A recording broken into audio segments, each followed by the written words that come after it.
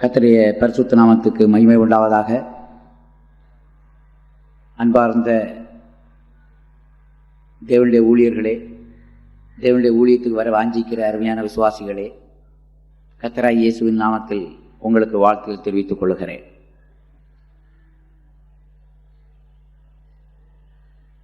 வேத புத்தகம் ஒரு விலையேறப்பெற்ற புஸ்தகமாக இருக்கிறது. அதிலே ஆதியாகமம் முதற்கொண்டு வெளிப்படுத்தின விசேஷம் வரைக்கும் பல இடங்களிலே கர்த்தருடைய ஊழிய சம்பந்தமாக, ஊழியர்கள் சம்பந்தமாக, சபை சம்பந்தமாக பல காரியங்கள் சொல்லப்பட்டிருக்கின்றன.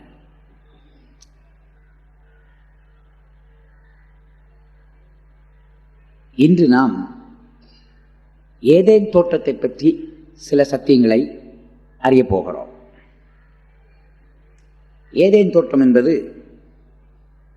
ஒரு எழுத்துக்குரிய தோட்டமாக இந்த பூமியிலே உண்டாக்கப்பட்டாலும் அந்த தோட்டம் ஆவிக்குரிய பிரகாரமாய் பார்க்கும் பொழுது புதிய ஏற்பாட்டின் சபையை காட்டுகிறது. உன்னத பாட்டு 4ஆம் அதிகாரம் 12ஆம் வசனத்திலே, என் சகோதரியே, என் மணவாளியே, நீ அடைக்கப்பட்ட தோட்டம் என்று அங்கே சொல்லப்பட்டிருக்கிறது. ஆகையினால் மணவாட்டி சபை, புதிய ஏற்பாட்டின் சபை தோட்டத்தோடு ஒப்பிடப்பட்டிருக்கிறது. இந்த தோட்டத்தை ஆண்டவர் எப்படி உண்டாக்கினார்? முதலாவது பூமியை உண்டாக்கி, பூமியிலே ஒரு ஏதேனை உண்டாக்கி, ஏதேனிலே ஒரு தோட்டத்தை உண்டாக்கினார். தமிழிலே ஏதேன் என்னும் ஒரு தோட்டம் என்று சொல்லப்பட்டிருக்கிறது. ஆனால் ஆங்கிலத்திலே நாம் படிக்கும் பொழுது ஏ கார்டன் இன் ஈடன், அதாவது ஏதேனிலே ஒரு தோட்டத்தை ஆண்டவர் உண்டாக்கினார். ஏதேனிலே ஒரு தோட்டத்தை ஆண்டவர் உண்டாக்கினார். அப்ப முதலாவது பூமி, அந்த பூமியிலே ஒரு ஏதேன், ஏதேனிலே ஒரு தோட்டம். அந்த மூன்றாவது இடம், முக்கியமான இடம், மகா பரிசுத்த ஸ்தலத்தை தான் ஆண்டவர் மனிதனுக்கு கொடுத்தார். ஆண்டவர் மனிதனை உண்டாக்கி அந்த மூன்றாவது இடம், முக்கியமான இடம், மகா பரிசுத்த ஸ்தலமாகிய அந்த தோட்டத்தை கொண்டு போய் வைத்து அவனிடத்தில் சில கற்பனைகளை கொடுத்தார். அதில் ஒரு கற்பனை தான் ஆதியாகமம் 2ஆம் அதிகாரம் 15ஆம் வசனம். வாசிக்க கேட்போம். ஆதியாகமம் 2:15. தேவனாகிய கர்த்தர் மனுஷனை ஏதேன் தோட்டத்தில் அழைத்துக் கொண்டு வந்து அதை பண்படுத்தவும் பாதுகாக்கவும் வைத்தார். அப்ப பண்படுத்தவும் வேண்டும், பாதுகாக்கவும் வேண்டும். அப்போ ஆதாமின் ஏவாளின் முக்கியமான வேலை எங்கே சொல்லப்பட்டிருக்கிறது? தோட்டத்தை பண்படுத்த வேண்டும், தோட்டத்தை பாதுகாக்க வேண்டும். இந்த ஆதாம் ஏவாளை நான் கர்த்தருடைய ஊழியர்களோடு ஒப்பிட்டு பேசுகிறேன். தோட்டம் சபையானால் அந்த தோட்டத்தை பண்படுத்தக்கூடிய, பாதுகாக்கக்கூடிய முக்கியமான பொறுப்பு ஆண்டவர் ஆதாம் ஏவாளுக்கு கொடுத்தார். ஊழியர்களாகிய நமக்கு ஆண்டவர் என்ன பொறுப்பை தந்திருக்கிறார் என்றால், முதலாவது தோட்டத்தை பண்படுத்த வேண்டும், இரண்டாவது பாதுகாக்க வேண்டும். சபையை நாம் பண்படுத்த வேண்டும், சபையை பாதுகாக்க வேண்டும். சபையை பண்படுத்துவது எப்படி? இன்றைக்கு விவசாயிகள் நிலத்தை பண்படுத்தும்படி பல ஆயுதங்களை உபயோகிக்கிறார்கள். அப்படியானால் நாமும் இந்த தோட்டத்தை பண்படுத்த நமக்கு ஆயுதங்கள் தேவை. அந்த ஆயுதங்கள் என்ன என்று கேட்டால், தேவன் நமக்கு தருகிற ஆவிக்குரிய வரங்கள் தான் அந்த ஆயுதங்கள். பிரியமானவர்களே, ஊழியக்காரர்களாகிய நம்மை ஆண்டவர் வரங்களால் அலங்கரிக்க வேண்டும் என்று விரும்புகிறார். இந்த வரங்கள் இருந்தால் தான் தோட்டத்தை பண்படுத்த முடியும். ஆவிக்குரிய வரங்களை பற்றி நாம் 1 கொரிந்தியர் 12ஆம் அதிகாரம் 8-9 வசனங்களிலே வாசிக்கிறோம். அப்போஸ்தலனாகிய பவுல் கொரிந்தியருக்கு ஆவிக்குரிய வரங்களை பற்றி சொல்லிக் கொடுக்கிறார். வாசிக்க கேட்போம். 1 கொரிந்தியர் 12:8-9. எப்படியெனில் ஒருவனுக்கு ஆவியினாலே ஞானத்தை போதிக்கும் வசனமும், ஒருவனுக்கு ஆவியினாலே ஞானத்தை போதிக்கும் வசனமும், வேறொருவனுக்கு அந்த ஆவியினாலே அறிவை உணர்த்தும் வசனமும், வேறொருவனுக்கு அந்த ஆவியினாலே அறிவை உணர்த்தும் வசனமும், வேறொருவனுக்கு அந்த ஆவியினாலே விசுவாசமும், வேறொருவனுக்கு அந்த ஆவியினாலே விசுவாசமும், வேறொருவனுக்கு அந்த ஆவியினாலே குணமாக்கும் வரங்களும், வேறொருவனுக்கு அந்த ஆவியினாலே குணமாக்கும் வரமும், வேறொருவனுக்கு அற்புதங்களை செய்யும் சக்தியும், வேறொருவனுக்கு அற்புதங்களை செய்யும் சக்தியும், வேறொருவனுக்கு தீர்க்கதரிசனம் உரைத்தலும், வேறொருவனுக்கு ஆவியை பகுத்தறிதலும், ஆவிகளை பகுத்தறிதல், வேறொருவனுக்கு பற்பல பாஷைகளை பேசுதலும், பற்பல பாஷைகளை பேசுதல், வேறொருக்கு பாஷைகளை வியாக்கியானம் பண்ணுதலும் அளிக்கப்படுகிறது. பாஷைகளை வியாக்கியானம் பண்ணக்கூடியதான அந்த வரமும் கர்த்தர் அளிக்கிறார். ஆக மொத்தம் 9 வரங்கள் இங்கே சொல்லப்பட்டிருக்கிறது. கர்த்தருடைய ஊழியக்காரரை ஆண்டவர் 9 வரங்களால் அலங்கரிக்க வேண்டும் என்று விரும்புகிறார்.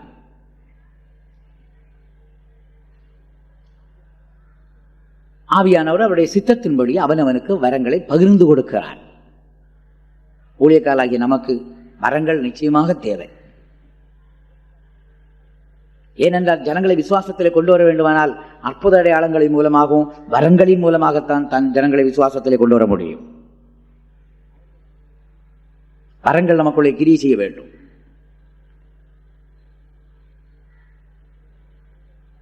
கர்த்தருடைய வருகைக்கு போவதற்கும் வரங்கள் தேவை, ஊழியம் செய்வதற்கும் வரங்கள் தேவை. ஆகையினால் 1 கொரிந்தியர் 1:7 சொல்லுகிறார், கொரிந்தியரை பார்த்து பவுல், நீங்கள் யாதொரு வரத்திலும் குறைவற்றவர்களாய், வாசிக்க கேட்போம், அப்படியே நீங்கள் யாதொரு வரத்திலும் குறைவில்லாதவர்களாய் நம்முடைய கர்த்தராகிய இயேசு கிறிஸ்து வெளிப்படுவதற்கு காத்திருக்கிறீர்கள். நம்முடைய கர்த்தராகிய இயேசு கிறிஸ்து வெளிப்படுவதற்கு காத்திருக்கிறீர்கள். 1 கொரிந்தியர் 1:7. அப்படியானால் கர்த்தரை வருகையில போக வேண்டுமானாலும் நாம் யாதொரு வரத்திலும் குறைவற்றவர்களாய் காணப்பட வேண்டும்.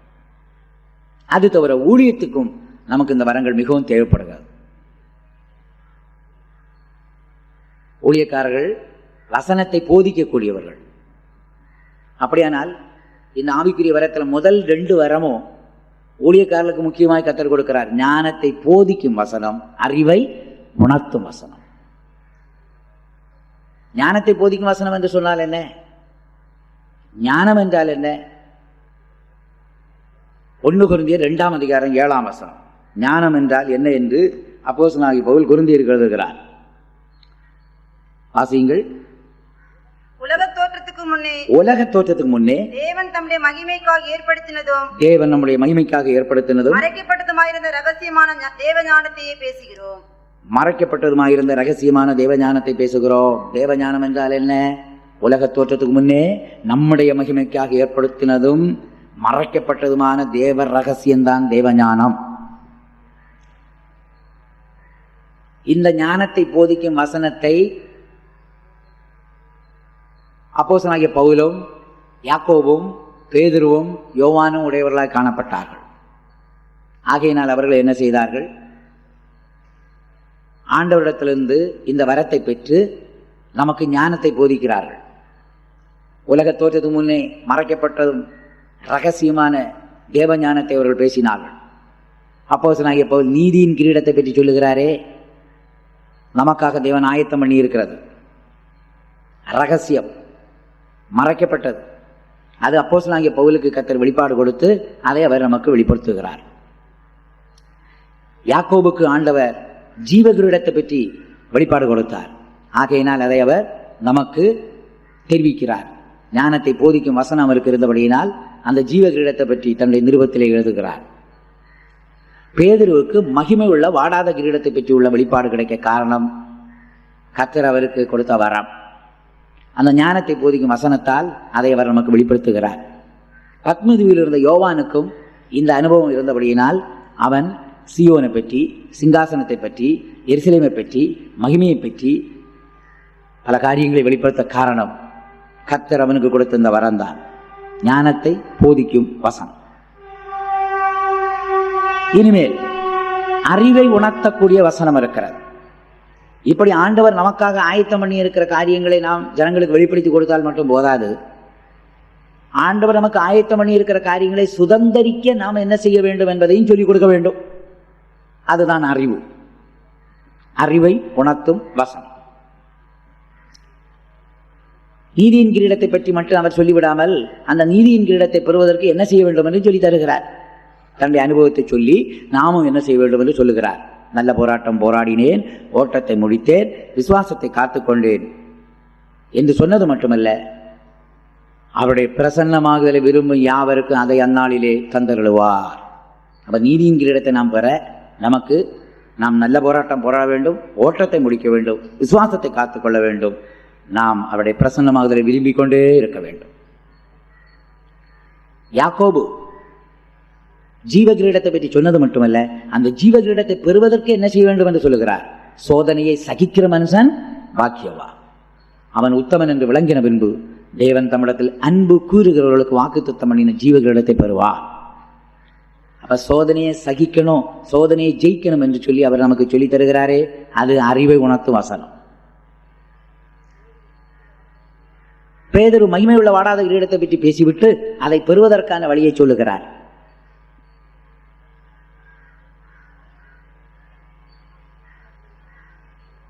மனப்பூர்வமாக ஊழியம் செய்ய வேண்டும், உற்சாக மனதோடு ஊழியம் செய்ய வேண்டும், அவலட்சணமான ஆதாயத்திற்காக ஊழியம் செய்யக்கூடாது, மந்தைக்கு நாம் மாதிரியாக இருக்க வேண்டும். அப்போது பிரதான மேய்ப்பன் வெளிப்படும் போது இந்த மகிமையுள்ள வாடாத கிரீடத்தை தருவார் என்று கூறுகிறார். அதுபோல சிங்காசனத்தை அப்போஸ்தலனாகிய யோவான் கண்டானே, அந்த சிங்காசனத்தை நாம் பெற்றுக்கொள்ள நாம் ஜெயகரமான ஒரு ஜீவியம் செய்யணும். வெற்றியின் வாழ்க்கை நமக்கு இருக்க வேண்டும். ஜெயங்கொள்ளுகிறவன் எவனோ அவன் என்னோடு கூட சிங்காசனத்தில் உட்காரும்படி அருள் செய்வேன். யோவான் சியோனை கண்டானே, அந்த சியோனை பெற்றுக்கொள்ள என்ன செய்ய வேண்டும்?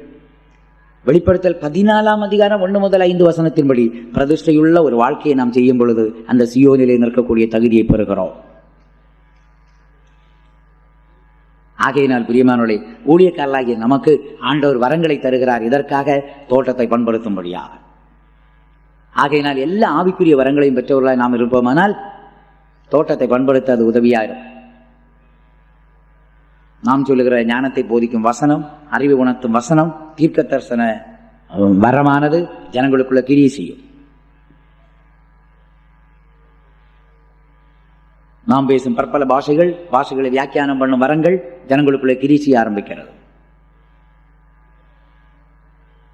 தீர்க்க தரிசனத்தின் மூலம் நாம் ஜனங்களுடைய கடந்த கால வாழ்க்கையை சொல்லும்போது, நிகழ்கால வாழ்க்கையை சொல்லும்போது, அவர்களுக்கு வரப்போகிற வருங்கால வாழ்க்கையை நாம் சொல்லும் பொழுது ஜனங்களுக்கு பெரிய ஒரு விசுவாசம் உண்டாகும். தீர்க்க தரிசனம் மூலம் அவர்களுக்கு எச்சரிப்பை கொடுக்கும் பொழுது அவருடைய இருதயம் பண்படுகிறது. ஆகையினால் தான் சபையின் பக்தி விருத்திக்காக ஆண்டவர் தீர்க்க தரிசன வரங்களை தந்திருக்கிறார். தனிப்பட்ட முறையிலே நமக்குள்ளே பக்தி விருத்தி உண்டாக நாம் அந்நிய பாஷைகளை பேசுகிறோம். அந்நிய பாஷையில் பேசுகிறான், தனக்கு பக்தி விருத்தி உண்டாக பேசுகிறான்.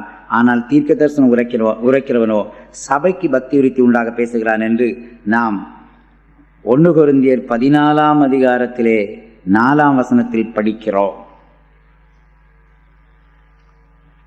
ஆகையினால் தீர்க்க தரிசனம் வர நம் மூலமாய் கிரியை செய்யும் பொழுது சபைக்கு ஒரு பக்தி விருத்தி உண்டாகும்.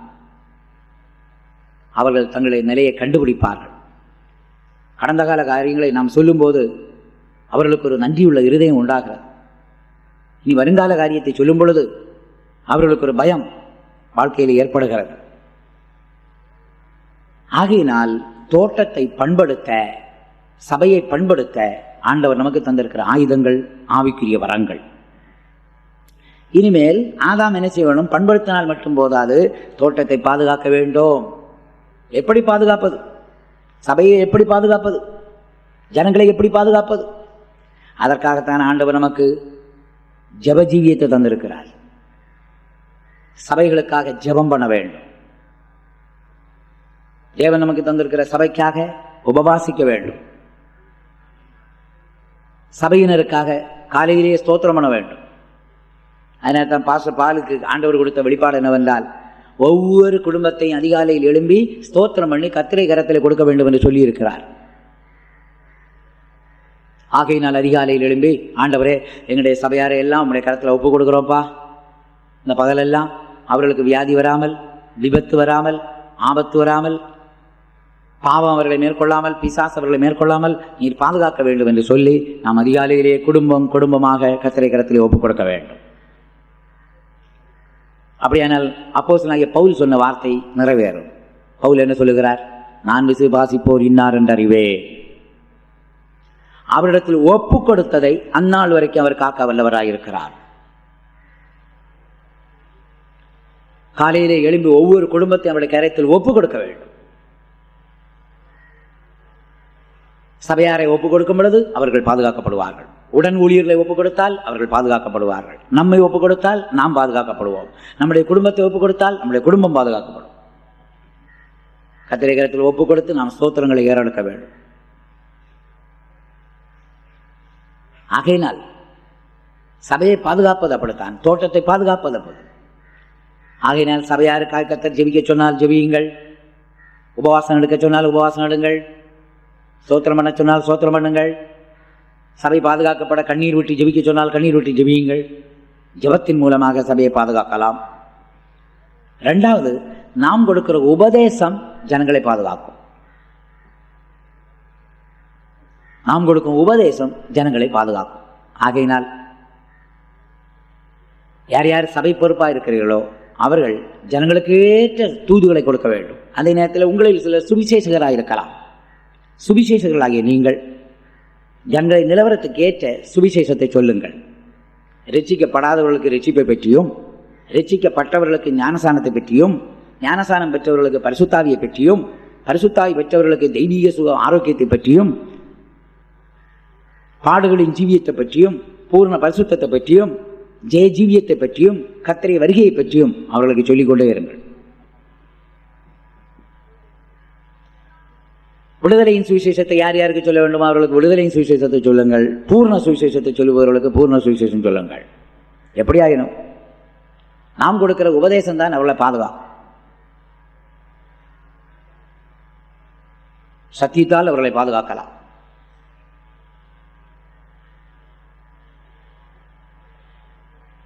ஆகையினால் நிலத்தை பண்படுத்தவும் பாதுகாக்கவும் கர்த்தர் ஆதாம் ஏவாளை ஏதேன் தோட்டத்திலே கொண்டு போய் வைத்தார். நம்ம ஆதாமும் ஏவாளும் ஒரு நல்ல ஊழியக்காரலாக அங்கே காணப்பட வேண்டியது அவசியமாயிருந்தது. இந்த ஆதாமும் ஏவாளும் ஒருமனமாய் இருக்க வேண்டும். ஆனால் துவக்கத்தில் ஒரு மனம் இருந்தது. ஆதாம் சொல்லுகிறான், இவள் என் மாம்சத்தில் மாம்சமும் என் எலும்பில் எலும்புமாயிருக்கிறார். என் எலும்பில் எலும்பு என் மாம்சத்தில் மாம்சம் என்று சொன்னால் என்ன? ஊழியக்காரர்கள் மாம்சம் என்றால் சரீரம், அந்த சரீரம் தான் ஜீவியம்னு நமக்கு நல்லாய் தெரிகிறது. ஆனால் எலும்பு என்று சொன்னால் அது உபதேசமாயிருக்கிறது.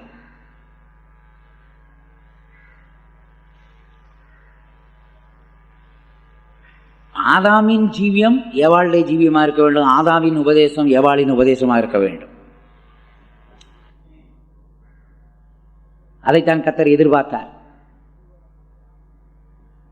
ஒருவேளை அந்த முதலாம் ஆதாம் சரியாய் ஜீவிக்க முடியாமல் போனாலும் கூட நமக்கு மாதிரியான ஒரு இரண்டாம் ஆதாம் இருக்கிறார், கர்த்தராகிய இயேசு கிறிஸ்து.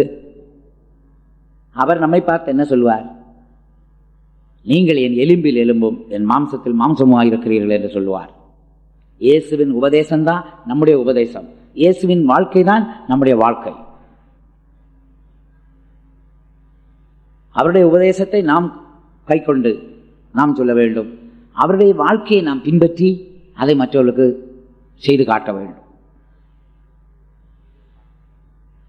அப்படியானால் கர்த்தராய் இயேசுவிடத்தில் ஜனங்கள் வந்து கேட்டார்களே, பிதாவை எங்களுக்கு காட்டும். இயேசுநாதர் சொன்னார், என்னை காண்கிறவன் பிதாவை காண்கிறார்.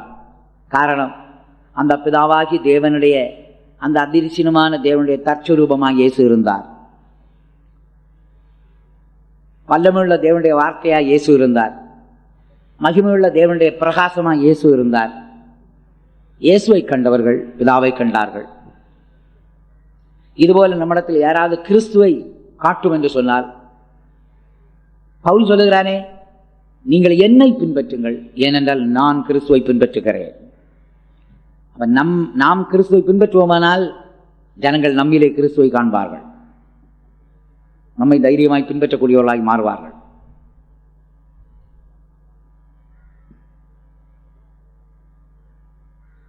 பொதுவாக நாம் பிரசங்கம் பண்ணும் பொழுது ஆதாம் ஏவாளுடைய கீழ்ப்படியாமையினால் பாவம் வந்தது என்று சொல்லுகிறோம். அந்த கீழ்ப்படியாமை வருமுன்னே நடந்த பாவம் என்னவென்றால், ஏவாள் ஆதாமை விட்டு பிரிந்தாள். ஏனென்றால் சர்ப்பத்தோடு ஏவாள் பேசிக்கொண்டிருக்கும் பொழுது அங்கே ஆதாம் இல்லை. ஊழியக்காரலாகிய நாம் ஒருவரை ஒருவர் விட்டு பிரியவே கூடாது, ஒருவனும் கிடக்கூடாது. கிறிஸ்துவை பற்றி நாம் விட்டு பிரியக்கூடாது, ஊழியர்களை விட்டு நம் இருதயம் பிரியக்கூடாது. நாம் ஒருவனமாக இருக்க வேண்டும். அதனால தான் அன்பின் அப்போஸ்தலன் ஐக்கியத்தை பற்றி சொல்லும் பொழுது என்ன சொல்லுகிறார்?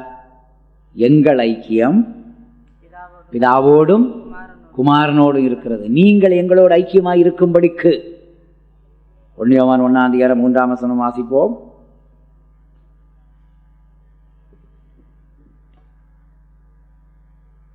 நீங்கள் எங்களோடு ஐக்கியமுள்ளவர்களாகும்படி நீங்கள் எங்களோடு ஐக்கியமுள்ளவர்களாக இருக்கும்படி நாங்கள் கண்டும் கேட்டும் இருக்கிறதை உங்களுக்கு அறிவிக்கிறோம். எங்களுடைய ஐக்கியம் பிதாவோடும் அவருடைய குமாரனாகிய இயேசு கிறிஸ்துவோடு இருக்கிறது. ஐக்கியம் விட்டுவிடக்கூடாது. ஃபெலோஷிப், ஐக்கியம் நம்ம விட்டு போய்விடக்கூடாது. அன்பின் அப்போஸ்தலன் எப்படி அழகாக சொல்கிறார், எங்களுடைய ஐக்கியம் பிதாவோடும் குமாரனோடும் இருக்கிறது. ஊழியக்காரர்களாகிய நாம் நம்முடைய ஐக்கியத்தை பிதாவோடும் குமாரனோடும் வைக்க வேண்டும்.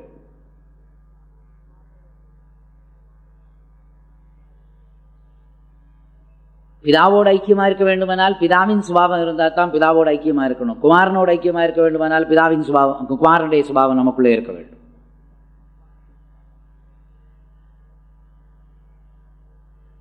அந்த பிதாவை போல மன்னிக்கிற சுபாவம், கொடுக்கிற சுபாவம், சுமக்கிற சுபாவம், அன்பு கூறும் சுபாவம், பரிசுத்தமான சுபாவம் நமக்குள்ளே இருந்தால் நாம் பிதாவோடு ஐக்கியமாக இருப்போம். குமாரனோடு ஐக்கியமாக இருக்க வேண்டுமா? அவரை போல தாழ்த்த வேண்டும், கீழ்ப்படிய வேண்டும், பாடுபட வேண்டும், ஒப்பு கொடுக்க வேண்டும், தேவ சித்தம் செய்ய வேண்டும். அப்படியானால் நம்முடைய ஐக்கியம் குமாரனோடு இருக்கும்.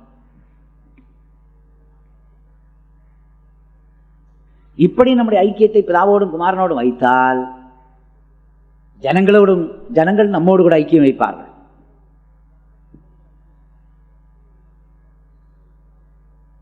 பாருங்க, ஆதாமும் ஏவாளும் தேவனோடு ஐக்கியமாக இருக்கிற வரைக்கும் மிருகங்கள், பறவைகள், ஊரும் பிராணிகள் எல்லாம் அவர்களோடு ஐக்கியமாக இருந்தது. ஆனால் இந்த ஆதி மனுஷர்கள் தேவனோடு உள்ள ஐக்கியத்தை இழந்த போது சிருஷ்டிகளும் கூட மனுஷனை விட்டு பிரிந்து விட்டார்கள். அன்னைக்கு பிரிந்த பிரிவு இன்னைக்கு வரைக்கும் காணப்படுகிறது. இனிமேல் 1000 வருஷ அரசாட்சி வரைக்கும் இந்த பிரிவு அப்படியே இருக்கும். 1000 வருஷ அரசாட்சியில் தான் சிருஷ்டிகளுக்கும் நமக்கும் ஐக்கியம் உண்டாக போகுது. அதனால தான் 1000 வருஷ அரசாட்சியை பற்றி என்ன சொல்லி இருக்கிறது? ஓநாயும் ஆடும் ஒருமித்து மேயும், சிங்கம் மாட்டை போல புல்லை தின்னும், சிறு பாலகன் பாம்பின் புற்றிலே விளையாடுவான். அப்படியானால் சத்துருத்துவம் நீக்கப்பட்டு ஒப்புரவாகுதல், சமாதானம், ஐக்கியம் 1000 வருஷ அரசாட்சியிலே சிருஷ்டிக்கும் நமக்கு உண்டாக போகிறது.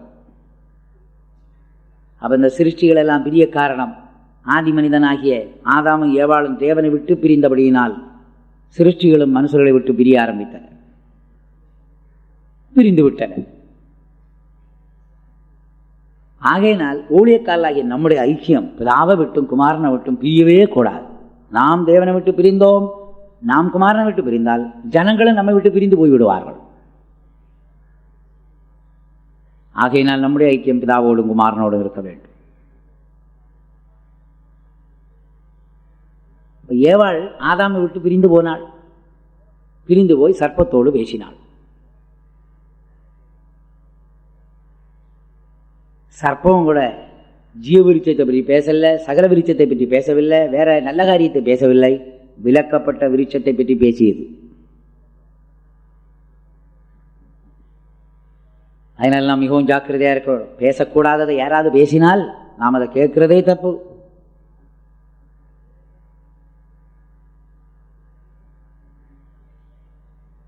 சர்ப்பம் கேட்கிறது ஏவாளை பார்த்து, அந்த விருட்சத்தை பற்றி ஆண்டவர் ஏதாவது சொன்னதுண்டோ? உடனே ஏவாள் சொல்கிறார், அதை புசிக்கவும் கூடாது, தொடவும் கூடாது என்று சொல்லி இருக்கிறார். புசிக்கக்கூடாது என்று ஆண்டவர் சொன்னார், ஆனால் தொடக்கூடாது என்று இவள் தீர்மானம் பண்ணினாள். தொடவும் கூடாது என்று அவள் சொல்லுகிறாளே, அந்த வார்த்தை இவள் எடுத்த தீர்மானம். ஆனால் இவள் இன்னும் தேவ சமூகத்தில் இருந்திருப்பாளானால் கர்த்தர் இன்னும் ஆழமான தீர்மானங்களை செய்யும்படி அவளுக்கு வெளிப்பாடு கொடுத்திருப்பார். அந்த பழத்தை பற்றி நான் கேட்க மாட்டேன், அந்த பழத்தை பற்றி நான் பேச மாட்டேன், அந்த பழத்தை நான் பார்க்க மாட்டேன், அந்த பழத்தை நான் நினைக்க மாட்டேன், அந்த பழத்தை நான் விரும்ப மாட்டேன், அந்த பழத்துக்கு பக்கத்தில் நான் போக மாட்டேன், அந்த பழத்தை நான் என்ன செய்ய மாட்டேன், தொட மாட்டேன். இதுவரைக்கும் தப்புறதுக்கு வழி இருக்கு. ஆண்டவர் அந்த பழத்தை பார்க்கும் நாளிலே சாகவே சாவாயின்னு சொல்லவே இல்லை, அதை கேட்கும் நாளிலே சாகவே சாவாயின்னு சொல்லவே இல்லை, அதை பற்றி பேசும்போது சாவாயின்னு சொல்லலை, அதை நினைக்கும் பொழுது சாவாயின்னு சொல்லலை, விரும்பினால் சாவாய், பழத்துக்கு அருகாமையில் போனால் சாவாய் என்று சொல்லவில்லை, அதை பறித்தால் சாவாய் என்று சொல்லவே இல்லை. எப்பொழுது சாவாய்? அந்த பழத்தை புசிக்கும் நாளில். ஆண்டவரும் பாருங்க எவ்வளவு சலுகை கொடுக்கிறார். அப்படியானால் இந்த 7 காரியமும் உன்னுடைய வாழ்க்கையில நடந்த பிறகுதான் நீ என்ன செய்ய முடியும்? புசிக்க முடியும். அப்ப இந்த 7 காரியம் நடக்கும் பொழுதே நீ என்ன செய்யலாம்? உன் மனசாட்சி உறுத்தி இருக்கும், உன் இருதயத்தில் சஞ்சலம் வந்திருக்கும், உன் மனதிலே சாந்தியை இழந்திருப்பாய், கலக்கம், குழப்பம், பயம் எல்லாம் ஏற்பட்டிருக்கும். அப்பொழுதே நீ மன்னிப்பு கேட்டிருப்பாய், ஆனால் ஆண்டவர் உன்னை மன்னித்திருப்பார். அதனால எந்த ஒரு பாவமும் திடீர்னு வராது. திடீர்னு எந்த மனுஷன் பாவத்தில் விழவும் மாட்டான், திடீர்னு ஒரு மனுஷன் பரிசுத்தவானாய் மாறவும் முடியாது.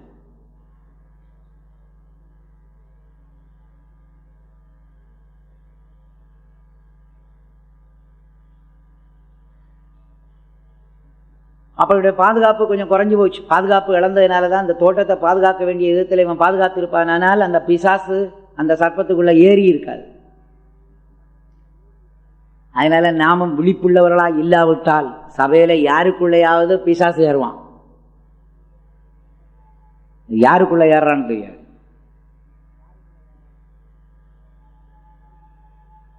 நல்லா பேசிட்டு இருந்தவங்க திடீர்னு வித்தியாசமா பேசுவாங்க. ஏன்? பேதுருவுக்குள்ளே பிசாசு ஏறல, பேதுருவுக்குள்ளே பிசாசு ஏறியாச்சு. ஆனா பகுத்தறியும் வரத்தை உடையவதான இயேசு கிறிஸ்து கண்டுபிடித்து விட்டார். பேதுரு நல்லா இருந்தவன் திடீர்னு சொல்றான், நல்ல நல்ல வெளிப்பாடு பெற்றவனாக்கும்.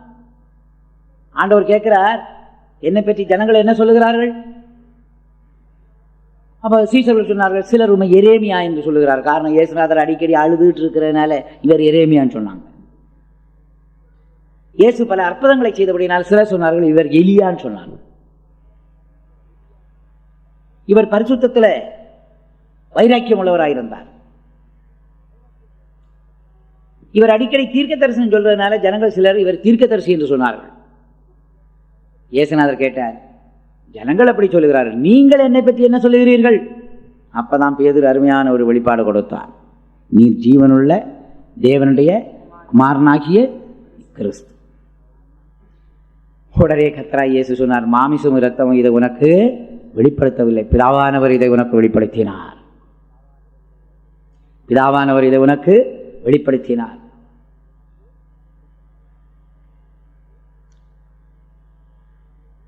ஆகையினால் அப்படி வெளிப்பாடு பெற்றவன் தான் இந்த பேதுரு. இதெல்லாம் ஆண்டவர் கொடுத்த வெளிப்பாடுல சொன்னான். ஆனா கொஞ்ச நேரத்துக்கு பிறகுதான் அவன் வித்தியாசமா பேசினான். இயேசுநாதர் சொன்னார், நான் எருசலேமுக்கு போக வேண்டும், பாடுபட வேண்டும், சிலுவையில் அறையப்பட வேண்டும், அடக்கம் பண்ணப்பட வேண்டும். பேதுரு இவரை தனியாக கூப்பிட்டு கொண்டு போய் சொல்லுகிறான், இது உமக்கு சம்பவிக்க கூடாது என்று கடிந்து கொண்டான். அந்த நேரம் தான் இயேசுநாதர் விளங்கி கொண்டார், ஓஹோ, பேசுறது யாரு? பேதுருவல்ல, பேதுருக்குள்ள யார் இருக்கிறது? பிசாஸ். எனக்கு பின்னாக போ சாத்தானே, நீ தேவனுக்கு ஏற்றவளை சிந்தியாமல் மனுஷனுக்கு ஏற்றவளை சிந்திக்கிறாய்.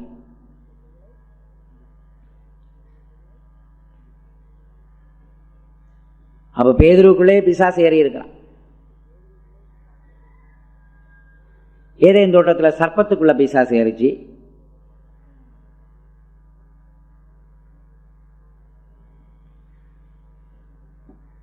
அப்ப அந்த பிசாசு வந்ததும் சர்ப்பத்துக்குள்ள ஏறினதும் ஆதாமுக்கு தெரியவே தெரியல, ஏவாளுக்கும் தெரியவே இல்லை. அதனால தான் ஆண்டவர் இந்த நாட்கள் எல்லா மிருகங்கள் பறவைகளுடைய வாயெல்லாம் கட்டி போட காரணம் என்னன்னா, இன்னைக்கும் அவைகளெல்லாம் வாயை திறந்து பேசுமானால் பேசுறது மிருகமா பிசாசான்னு கூட ஜனங்களுக்கு தெரியாது.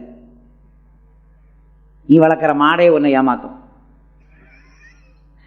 நீ வளர்க்குற நாய் ஒன்னை ஏமாக்கும், நீ வளர்க்குற பூனை ஒன்னை ஏமாக்கும், நீ வளர்க்குற கோழி முட்டை போடும், மறுபக்கத்தில் பிசாசு ஏறி உட்கார்ந்து பேசும்.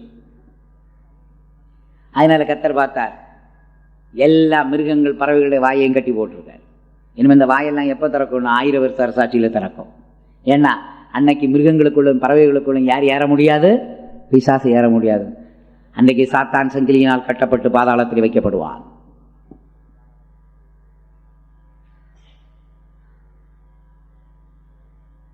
ஆனால் நாம் மிகவும் ஜாக்கிரதையாக இருக்க வேண்டும். பேதுருவுக்குள்ள பிசாசு ஏறினது போல பலவீனப்பட்ட பரிசுத்தவான்களுக்குள்ள பிசாசு ஏறுவான். எப்படிப்பட்ட பரிசுத்தவான்கள்? பலவீனப்பட்ட பரிசுத்தவான். அது ஊழியக்காரலாக இருக்கலாம், விசுவாசியாக இருக்கலாம்.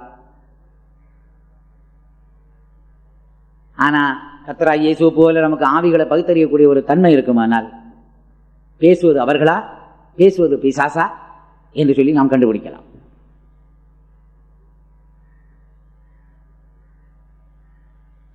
அப்ப தோட்டத்தில் சர்ப்பத்தின் மூலமாக ஏவாள் வஞ்சிக்கப்பட்டாள். பிசாசு ஏவாளை வஞ்சித்து விட்டாள்.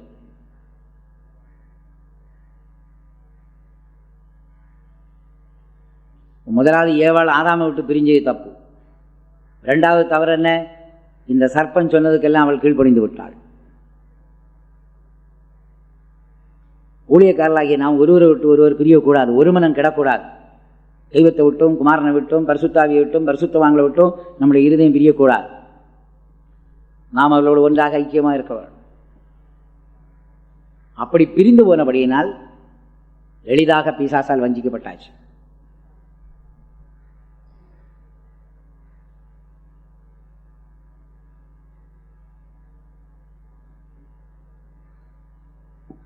மனுஷனுக்கு கொடுத்ததான அந்த உத்தியோகம், வேலை, ஊழியத்திலே அவன் உண்மை இல்லாமல் போய்விட்டான். ஆகையினால் இந்த தோட்டத்தில் இருக்கிறதான ஆதாமும் ஏவாளும் ஊழியர்களை காட்டுகிறது. பிறகு பாருங்க, அந்த ஏவாள் வஞ்சிக்கப்பட்டு அவள் விலக்கப்பட்ட விருட்சத்தின் கனியை சாப்பிட்டபடியினால் அவள் ஆதாமையும் கெடுத்து விட்டாள்.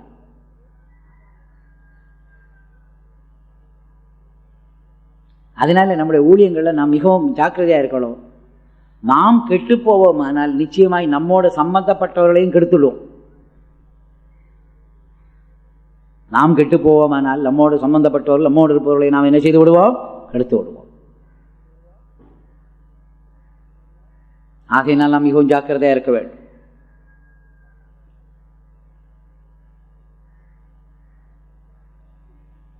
பிறகு இந்த தோட்டத்தில் நாம் என்ன பார்க்கிறோம் என்றால் விருட்சங்களை பார்க்கிறோம். 3 முக்கியமான விருட்சம். ஆண்டவர் ஆதாமை பார்த்து சொல்லுகிறார், நீ சகல விருட்சத்தின் கனியையும் சாப்பிடலாம், ஜீவ விருட்சத்தின் கனியையும் சாப்பிடலாம், ஆனால் நன்மை தீமை பகுத்தறியக்கூடிய விருட்சத்தின் கனியை என்ன செய்யக்கூடாது? சாப்பிடக்கூடாது. சாப்பிடும் நாளில் சாகவே சாவாய்.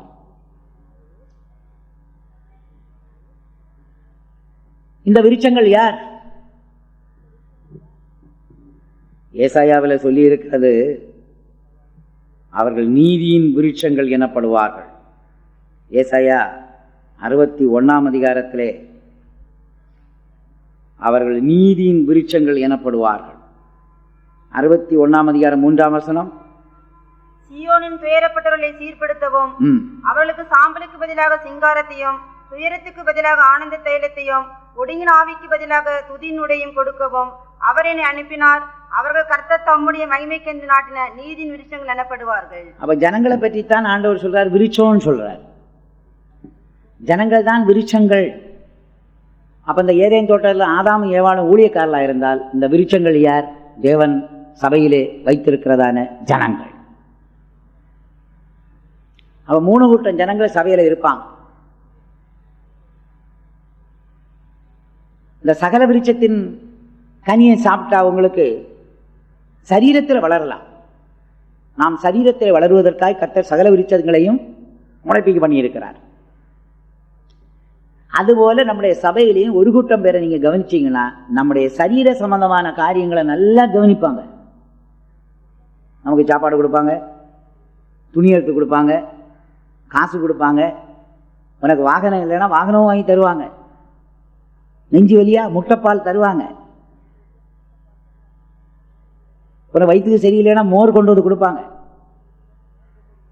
உன் பாடி ரொம்ப ஹீட்டாவதா இளநீர் வாங்கி தருவாங்க.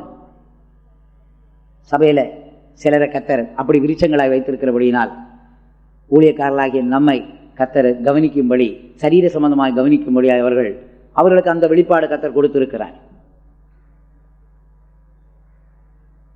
அந்த சகல விருட்சத்தின் வேலை என்னன்னா, கனிகளை கொடுத்து ஆதாம் ஏவாளை சரீரத்தில் வளர்த்தி விடுற வேலை.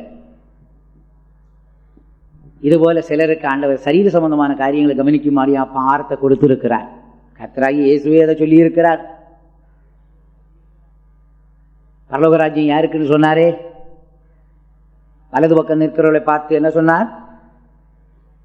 நான் பசியாயிருந்தேன், எனக்கு போஜனம் தந்தீர்கள். தாகமாயிருந்தேன், தாகத்தை தீர்த்தீர்கள். வஸ்திரம் இல்லாதிருந்தேன், வஸ்திரம் தந்தீர்கள். வியாதியாயிருந்தேன், விசாரிக்க வந்தீர்கள். காவலில் இருந்தேன், பார்க்க வந்தீர்கள். உடனே அவர்கள் கேட்கிறார்கள், ஆண்டவரை எப்போது உண்மை அப்படி கண்டோம்? அப்பதான் இயேசுநாதர் தன்னுடைய ஊழியக்காரர்களை காட்டி சொல்கிறார், இந்த சிறியர் ஒருவனுக்கு நீங்கள் எதை செய்தீர்களோ அதை எனக்கே செய்தீர்கள். ஆகையினால் நம்முடைய சரீர சம்பந்தமான காரியங்களை கவனிக்கிறவங்களுக்கு நிச்சயமாக பரலோகம் உண்டு. அதே நேரத்தில் இடது பக்கம் நிற்கிறவளை பார்த்து என்ன சொன்னார்? நான் பசியாயிருந்தேன், போஜனம் தரவில்லை. தாகமாயிருந்தேன், தாகத்தை தீர்க்கவில்லை. வஸ்திரம் இல்லாதிருந்தேன், வஸ்திரம் தரவில்லை. வியாதியாயிருந்தேன், பார்க்க வரவில்லை. காவலில் இருந்தேன், விசாரிக்க வரவில்லை. உடனே அவர்களும் கேட்கிறார்கள், ஆண்டவரை எப்போது உண்மை அப்படி கண்டோம்? தன்னுடைய ஊழியக்காரர்களை காட்டி சொல்கிறார், இந்த சிறியர் ஒருவனுக்கு எதை நீங்கள் செய்யவில்லையோ அதை எனக்கு செய்யவில்லை. அவங்களுக்கு கிடைச்ச தண்டனை பயங்கரம்.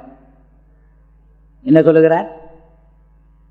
பிசாசுக்காக அவனுடைய தூதர்களுக்காக ஆயத்தமாக்கப்பட்டதானே நித்திய ஆக்கினைக்கு போங்கள் என்று சொல்லுகிறார்.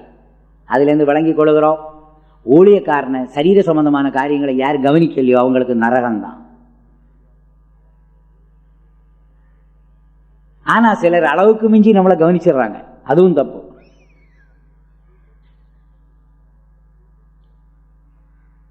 தெய்வத்தை பார்க்கல ஜனங்கள் நம்ம அதிகமா நேசிக்க கூடாது. கவனிக்க வேண்டியதுதான். அளவுக்கு மிஞ்சி கவனிச்சா அது நிமித்தம் நமக்கு வியாதி, பலவீனம் எல்லாம் வரும். ஊழியக்காரர்களாகி நாம் அதிலேயும் ஜாக்கிரதையா இருக்க வேண்டியது. தண்டையார்பேட்டையில் ஊழியம் செய்யும் பொழுது பர்மாநகர் என்று சொல்லக்கூடிய ஒரு இடத்துக்கு நான் ஊழியத்துக்கு போனேன். அப்ப என்னோட கூட டிரைவரையும் நான் என்ன செய்தேன், தம்பி வா ஒவ்வொரு வீட்டுக்கும் போயிட்டு வரலான்னு சொல்லி கூட்டிகிட்டு போனேன். வண்டியை ஒரு இடத்துல விட்டுட்டு எல்லா வீட்லேயும் சோடா கொடுத்தாங்க. ஏறக்குறைய ஒரு 10-15 வீடு இருக்கும். ஆனால் எனக்கு ஆண்டவர் சொன்னார், நீ அளவோட குடியினர். குடிக்காம இருந்தால் துக்கப்படுவாங்க. 15 சோடா 1 மணி நேரத்தில் குடிச்சா என்ன ஆகும்? அதனால நான் வேண்டான்னு சொல்லாமல் எல்லாம் கொஞ்சம் கொஞ்சம் குடிச்சு நான் தப்பிக்கிட்டேன். ஆனால் என்னோட வந்த டிரைவருக்கு இந்த விஷயம் தெரியல. 15 சோடா குடித்தார். வீட்டுக்கு வந்த உடனே குளிர், ஜுரம், வாந்தி, பேதி. எத்தனை நாள் தெரியுமா? 3 மாசம் படுக்க. அப்போ ஊழியக்காரர்களுக்கு அருமையான விசுவாசிகள் கொடுக்கிற தொல்லை என்ன தொல்லை? அன்பு தொல்லை. சில இடங்களில் நீங்கள் போகும் பொழுது ஒரு வீட்டில் குளிர்ந்தது குடிக்க கொடுப்பாங்க, ஒரு வீட்டில் சூடு குடிக்க கொடுப்பாங்க. இப்படி திரும்ப திரும்ப மாற்றி மாற்றி நம்ம குடிக்கிறதுனால நம்முடைய உடம்பு கெட்டு போகுது. ஆகையினால் நாம் எல்லாம் ஞானமாய் அறிவோடு செய்ய வேண்டியது இருக்காரு. எப்படியாயினும் கர்த்தரே ஊழியக்காரனை சரீர பிரகாரமான கவனிக்காதவர்களுக்கு ஆண்டவராய் இயேசு கொடுக்கிற நியாய தீர்ப்பு, அக்கிரம செய்காரை என்னை விட்டு அகன்று போங்கள், பிசாசுக்காக அவனுடைய தூதர்களுக்காக ஆயத்தமாக்கப்பட்ட நீதி ஆக்கி போங்கள் என்று சொல்லுகிறார்.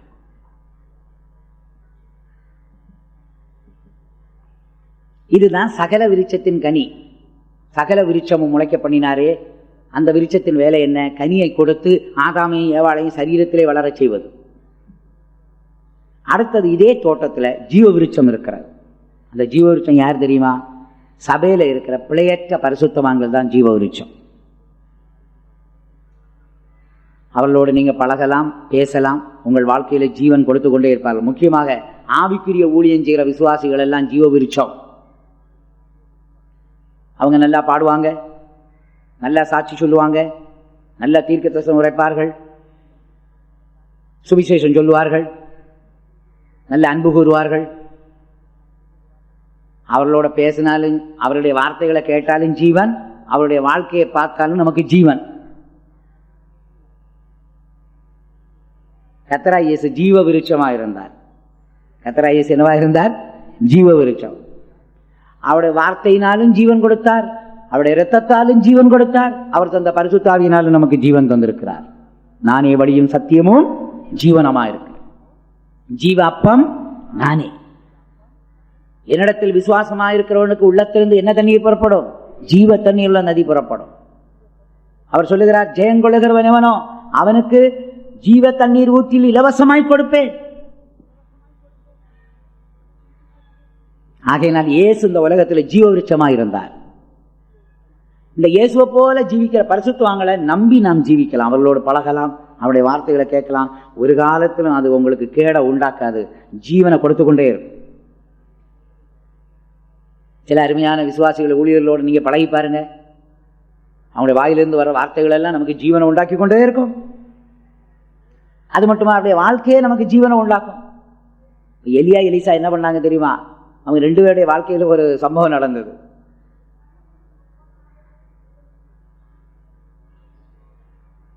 எலியாவின் காலத்திலும் ஒரு ஸ்திரீ என்னுடைய பிள்ளை செத்து போச்சுன்னு வந்து சொல்றா. எலிசாவின் காலத்திலையும் ஒரு ஸ்திரீ வந்து சொல்றா, என் பிள்ளை செத்து போச்சு. அப்ப எலியாவும் எலிசா என்ன பண்ணாங்க தெரியுமா? அந்த பிள்ளைக்கு மேல முகங்குப்புறப்படுத்து தங்களுடைய உடம்பில் இருந்த அனல் அந்த பிள்ளைக்குள்ள போன உடனே பிள்ளைகளுக்கு என்ன உண்டாயிடுச்சு? ஜீவன். அப்ப ஜீவ விருட்சமா இருக்கிறவங்களுடைய உடம்புல இருந்து ஜீவன் புறப்பட்டு போகுமானால் மற்ற செத்து இருக்கிறவங்களுக்கு என்ன உண்டாகும்? ஜீவன் உண்டாகும். அப்ப நம்மிடத்திலிருந்து புறப்படுகிற அந்த சூடு அனல்னா என்ன தெரியுமா? நம்முடைய ஜீவியம்தான், நம்முடைய வாழ்க்கை. உனக்குள்ள பரிசுத்தம் இருக்குமானால் நீ மற்றவர்களோடு பழகும் பொழுது இந்த பரிசுத்தம் சும்மா இருக்காது, அவர்களையும் பரிசுத்தவான்களாய் மாற்றும். உனக்குள்ள ஒரு ஜெபாவி இருக்குமானால் மற்றவர்களை சும்மா இருக்கக்கூடாது, தூங்குறவனையும் கூட உன்னோட கூட சேர்ந்தானா ஜெபிக்க ஆரம்பிப்பான். உனக்குள்ள ஒரு அன்பின் ஜீவியம் இருக்குமானால் உன்னோடு சேர்ந்தவர்களும் கூட அந்த அன்பை வெளிப்படுத்தக்கூடிய அளவுக்கு கர்த்தர் மாற்றுவார். தமிழ்ல அழகா சொல்லுவார்கள், பூவோடு சேர்ந்த நாரும் என்ன செய்யும்? மனம் வரும். அதனால ஜீவ விருட்சமாக இருப்பவர்கள் மற்றவர்களுக்கு ஜீவனை கொடுத்து கொண்டே இருப்பார்கள்.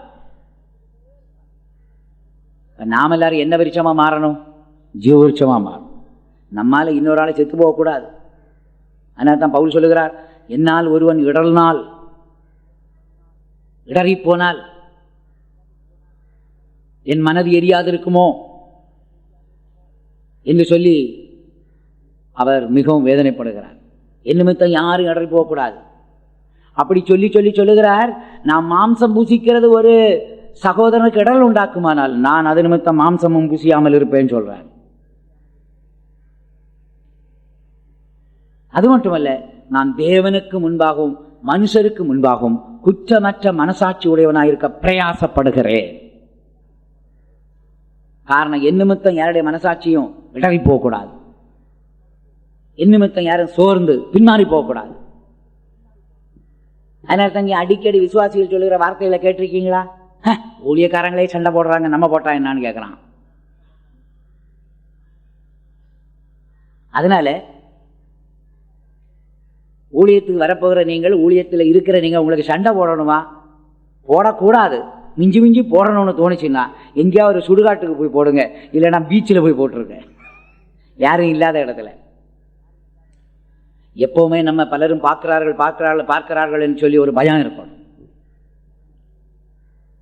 அதனால வீட்டை விட்டு வெளியில போயாச்சுன்னா 4 பேர் நம்மை பார்ப்பார்கள், நம்முடைய நடை உடை பாவனை எல்லாம் பார்ப்பார்கள் சொல்லி நாம் மிகவும் ஜாக்கிரதையா இருக்கணும்.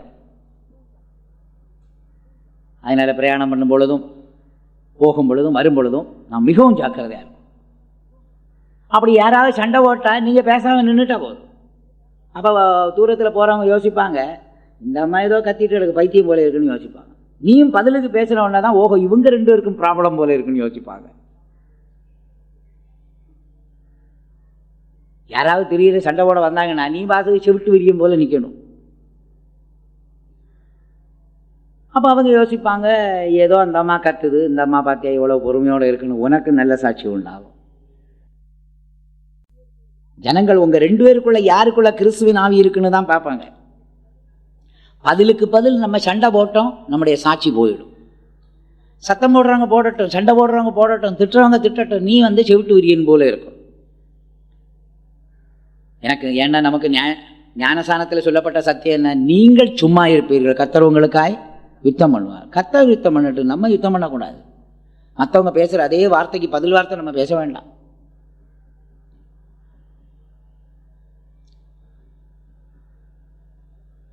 அதனால நம்ம விசுவாசிகள் எல்லாம் உற்று கவனிப்பார்கள், வெளியாட்களும் உற்று கவனிப்பார்கள்.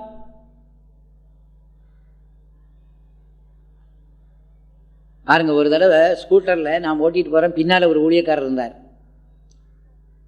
ஒரு பையன் குறுக்க ஓடிட்டான். நான் பாட்டுக்கு போயிட்டே இருக்கிறேன். பின்னால் இருந்தவர் அவன் முதுகில் போட்டார் ஒரு அடி. ஒன்று சாலை ஓரத்தில் இருக்கிறவரை கேட்குறாரு, சாமியார் அடிக்கலாமான்னு கேட்டான். யார் அடிக்கலாமா? சாமியார் அடிக்கலாமா? அப்போ அவர்கள் எவ்வளோ கவனிக்கிறாங்க பாருங்க. அதனால் தான் இயேசுநாதர் சொன்னார், நீங்கள் எல்லாரும் உலகத்துக்கு என்னவா இருக்கிறீர்கள்? வெளிச்சமாக இருக்கிறீர்கள். மலையின் மேல் இருக்கிற பட்டணமாக இருக்கிறீர்கள். மலையின் மேல் இருக்கிற பட்டணம் என்ன செய்ய மாட்டாது? மறைந்திருக்க மாட்டாது. எல்லா மனுஷர்களும் பார்ப்பார்கள். ஆகையினால் நம்முடைய வார்த்தைகள், பேச்சுகள், நடவடிக்கைகள் எல்லாம் நாம் மற்றவர்களுக்கு மாதிரியாக இருக்கணும். ஜீவனை கொடுக்கக்கூடியதாக இருக்கணும். நம்முடைய வாயிலிருந்து வர்ற வார்த்தைகளை ஜனங்கள் உன்னிப்பாய் கவனிப்பார்கள். ஜீவனுள்ள வார்த்தைகள் புறப்பட வேண்டும். இயேசுநாதர் சொன்னார், நானே வழியும் சத்தியமும் ஜீவனுமாய் இருக்கிறேன். இதுபோல சபையில் சில விசுவாசிகள் பார்த்தீங்கன்னா ஜீவருச்சமாக இருப்பார்கள். அவர்களால் யாருக்கும் தொந்தரவு கிடையாது. அவங்க பேசினாலும் ஜீவன், அவர்கள் யாரை தொட்டாலும் ஜீவன். எலியாவும் எலிசாவும் தங்களுடைய அனல் அந்த பிள்ளையின் மேல் படும்படியாக அந்த பிள்ளை இருந்த நீளத்துக்கு அவர்கள் தங்களை ஒடுக்கி குறுக்கி அந்த பிள்ளையின் மேலே என்ன செய்தார்கள்? அப்படி படுத்து கொண்டார்கள். உடனே அவர்களுக்குள்ள இருந்த அனல் அந்த பிள்ளைக்குள்ள பிரவேசித்தது போல நம்மிடத்திலிருந்து வெளிப்படுகிற கிருபை, வல்லமை, பரிசுத்தம் மற்றவர்களுக்கு ஜீவனை கொடுக்கக்கூடியதாக இருக்கும். கரங்களை உயர்த்தி சொல்லிடுவோம். பிரியமானவர்களே, ஜீவ விருட்சம். இனிமேல் அடுத்தது ஒரு விருட்சம் இருக்கு, ரொம்ப ஜாக்கிரதை. என்ன விருட்சம்? நன்மை தீமை பகுத்தறியக்கூடிய விருட்சம். அந்த விருட்சத்தின் கனியை புசிக்கும் நாளில் சாகவே சாவாய். அப்படியும் சிலர் சபையில் இருப்பாங்க. அவங்க நன்மையும் செய்வாங்க, அதே நேரத்தில் கொஞ்சம் தீமையும் செய்து விடுவாங்க. அவங்களோட 1 மணி நேரம் நீ பழகினா 1/4 மணி நேரம் நல்லதை பேசுவாங்க, மீதி 3/4 மணி நேரமும் தீமையை தான் பேசுவாங்க. நாம் என்ன செய்யணும்? அந்த நன்மை வெளிப்படுற வரைக்கும் அவங்களோட இருக்கலாம். தீமை வெளிப்படும் பொழுது, சரி எனக்கு நேரம் ஆச்சு, சோத்திரம் நான் போயிட்டு வரேன்னு கிளம்பிடணும். இல்லை, போச்சு.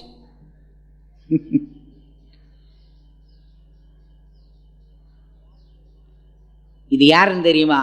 அந்த தேசத்தை வேவு பார்க்க போன 10 பேரும் இந்த நன்மை தீமை பகுத்தறியக்கூடிய விருட்சம். யோசுவாவும் காலேபும் ஜீவ விருட்சம். அவங்க தேசத்தை கண்டார்கள், அங்கே போய் வேவு பார்த்தார்கள், அதை பற்றி நல்ல சாட்சியை சொன்னார்கள். அவங்க எல்லாம் ஜீவ விருட்சம். ஆனால் அந்த 10 பேரும் சொன்னது என்ன? முதல்ல நன்மையை தான் சொன்னான்.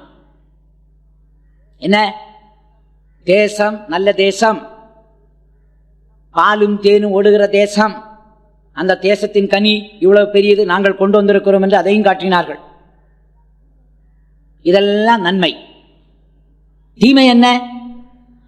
ஆனாலும் தேசத்தின் குடிகள், ஏனாக்கின் புத்திரர்கள், அவர்களுடைய பார்வையிலே நாங்கள் வெட்டுக்கிளிகளாக இருந்தோம். இப்படி சொன்ன உடனே ஜனங்களுடைய இருதயமெல்லாம் கரைஞ்சு போச்சு. முழு ராத்திரியும் ஜனங்கள் அழுதார்கள். அடுத்த நாள் மோசையை கூப்பிட்டாங்க, நம்ம திரும்பி போயிடலான்னு சொல்லி.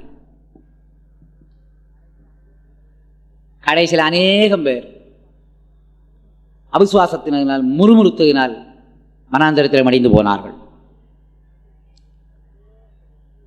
2 பேர் ஜீவ விருட்சம் போல இருந்தார்கள். அவர்கள் யோசுவாவும் காலேபும். அவர்கள் சொன்ன வார்த்தை என்ன?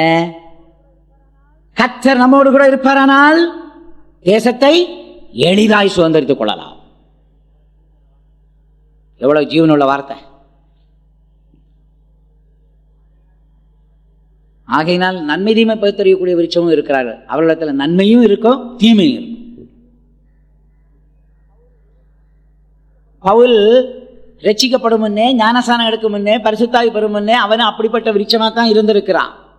ரோமர் 7ஆம் அதிகாரத்தில் அவர் சொல்லுகிறார், நன்மை செய்ய வேண்டும் என்ற விருப்பம் எனக்குள்ளே இருக்கிறது, ஆனால் தீமை உண்டென்கிற பிரமாணத்தை என் அவயவங்களில் இருக்க காண்கிறேன். நன்மை செய்யணும்னு விருப்பம் இருக்கு, ஆனா சரீரத்தில் தீமை உண்டென்கிற பிரமாணத்தை காண்கிறேன் என்று சொல்லிவிட்டவன் என்ன சொல்லுகிறான்? நிர்பந்தமான மனுஷன் நான், என்னை இந்த மரண சரீரத்திலிருந்து யார் விடுதலையாக்கக்கூடும். அதோட அவன் அந்த நிருபத்தை முடிச்சிருப்பான். ஆனால் நாமும் கூட சோர்ந்து அதைரியப்பட்டு பவுலுக்கே இந்த கதின்னா ஏன் கதி என்ன ஆகும்னு சொல்லி நாமும் மோசமாக போயிருப்போம். ஆனால் 8ஆம் அதிகாரம் 1-2 வசனத்தில் தான் அவர் ஜெயம் எடுத்ததை சொல்லுகிறார். ஜீவனுள்ள தேவனுடைய கிறிஸ்துவின் ஆவியின் பிரமாணம் என்னை பாவம் மரணம் என்பவைகளின் பிரமாணத்திலிருந்து விடுதலையாக்கிச்சே. ஜீவனுள்ள ஆவியின் பிரமாணம் என்னை பாவம் மரணம் என்பவைகளின் பிரமாணத்தின் விடுதலையாக்கிச்சே. இப்ப பரிசுத்தாவியின் மூலம் ஒரு ஜெயம் இருக்கிறது, வெற்றியின் வாழ்க்கை.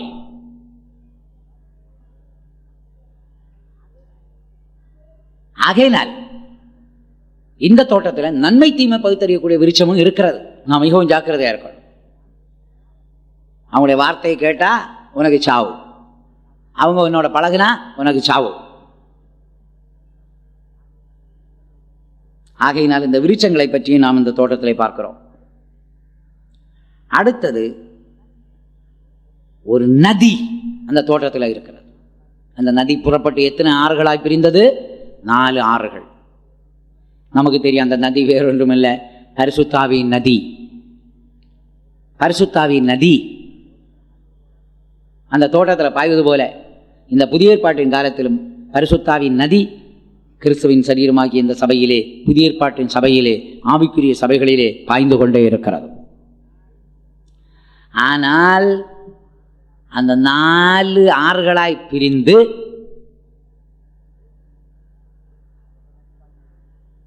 அந்த நதி பாய்ந்து கொண்டிருக்கிறது. இதென்ன? பரிசுத்த ஆவியினால் நமக்கு கிடைக்கிற 4 முக்கியமான அனுபவங்கள். ஒன்று, பரிசுத்த ஆவியினால அன்பு நாம் பெற்றுக்கொள்கிறோம். ரோமர் 5ஆம் அதிகாரம் 5ஆம் வசனம். மேலும் நமக்கு அருளப்பட்ட பரிசுத்த ஆவியினாலே தேவ அன்பு நம்முடைய இருதயங்களில் ஊற்றப்பட்டிருக்கிறபடினால் அந்த நம்பிக்கை நம்மை வெட்கப்படுத்தாது. அதனால பரிசுத்த ஆவியினால தேவ அன்பை பெற்றுக்கொள்ள வேண்டும். ஊழியக்காரர்களாகிய நமக்கு அன்பு இல்லைன்னா ஊழியம் செய்ய முடியாது. எப்படி தெரியுது? கர்த்தராகிய இயேசு அடக்கம் பண்ணப்பட்ட உடனே பேதுரு என்ன சொன்னான் தெரியுமா? அவனுக்குள்ள ஒரு பின்னாற்றம் வந்துருச்சு. மீன் பிடிக்க போகிறேன். ஏற்கனவே மீன் பிடிச்சிட்டு கிடந்தவனை தான் இயேசுநாதர் உன்னை யாரை பிடிக்கிறவனாய் மாற்றுவேன், மனுஷனை பிடிக்கிறவனாய் மாற்றுவேன் சொல்லி மனுஷனை பிடிக்கிறவனாய் மாற்றுவேன் கொண்டு வந்தார். ஆனா இவன் இயேசுநாதர் மரித்து அடக்கம் பண்ணப்பட்ட உடனே இவனுக்குள்ள ஒரு பெரிய அதைரியம், சோர்வு, பின்மாற்றம் வந்து மீன் பிடிக்க போகிறேன், விட்ட தொழிலுக்கு திரும்பவும் போறேன்னா இவன் இப்படி சொன்னோட மற்றவர்களும் சேர்ந்து போக ஆரம்பிச்சிட்டாங்க. தலைவருக்கே இப்படி ஆச்சுன்னா நமக்கு என்ன ஆகும்? அதனால ஊழியத்தில் முன்னுக்கு நிற்கிறவங்க தயவு செய்து பின்மாற்றத்தின் வார்த்தையை நீ பேசின உன்னோட சேர்ந்து ஒரு கூட்டமே வரும்.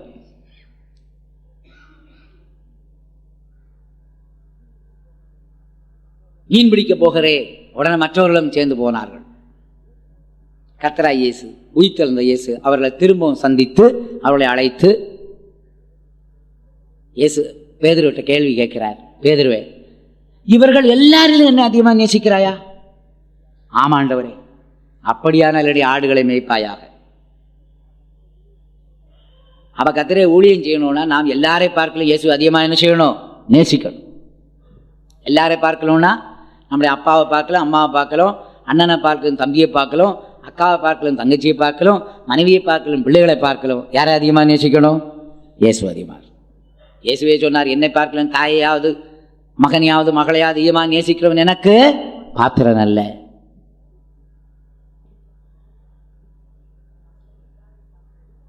தமிழ்ல எல்லாரை பார்க்கல என்ன அதிகமாக நேசிக்கிறாய். இங்கிலீஷ்ல பார்த்தா எல்லாவற்றை பார்க்கல என்ன அதிகமாக நேசிக்கிறாயா?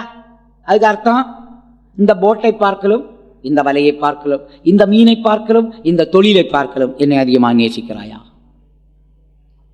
ஆமாண்டவரை நேசிக்கிறேன். அப்படியான என்னுடைய ஆடுகளை மேய்ப்பாயாக.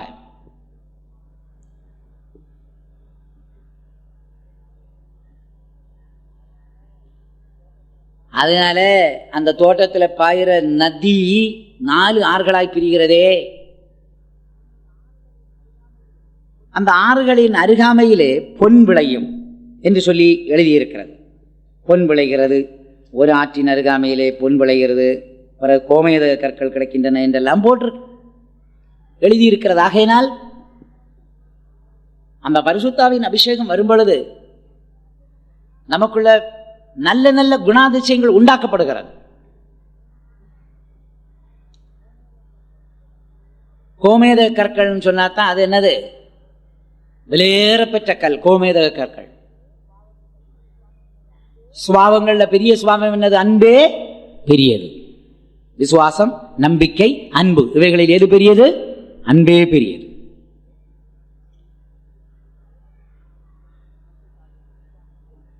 பரிசுத்தாவியினால விசுவாசம் உண்டாகும். அந்த விசுவாசம் தான் விசுவாசத்தின் ஆவி. அப்ப இங்கே நாம் பார்க்கும் பொழுது பரிசுத்தாவியினால் என்ன உண்டாகிறது? அன்பை பெற்றுக் கொள்கிறோம். 2வது பரிசுத்தாவியினால் ரோமர் 14:17 தேவனுடைய ராஜ்யம் புசிப்பும் குடிப்பும் அல்ல, அது நீதி, சமாதானம், பரிசுத்தாவியினால் உண்டாகும் சந்தோஷம். நமக்கு சந்தோஷம் குறைஞ்சு போகவே கூடாது. ஊழியத்தில் பல கஷ்டம் இருக்கும், பிரச்சனை இருக்கும், சில வேளை சாப்பாடு கிடைக்காம இருக்கும், போதுமான துணிமணி இல்லாமல் இருக்கும், வாகனம் இல்லாமல் இருக்கும், போதுமான ஆத்மாக்கள் இல்லாமல் இருக்கும். ஆனால் நம்முடைய சந்தோஷம் நம்ம விட்டு போகக்கூடாது.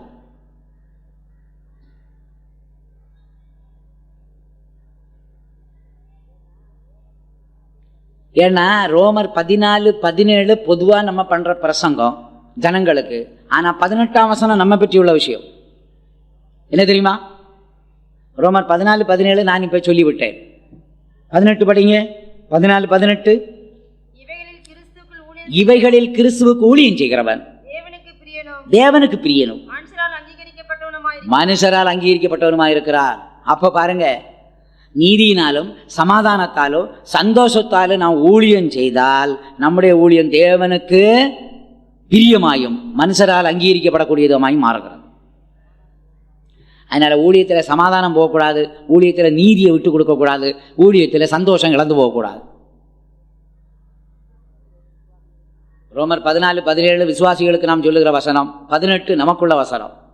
இவைகளிலே ஊழியம் செய்கிறவன். சொல்லுங்க, எதிலே ஊழியம் செய்கிறவன்? இவைகளிலே. எவைகளிலே? அந்த நீதி, சமாதானம், சந்தோஷத்தில் ஊழியம் செய்யணும். ஊழியக்காரனுக்கு நீதி நம்மளை விட்டு போகக்கூடாது.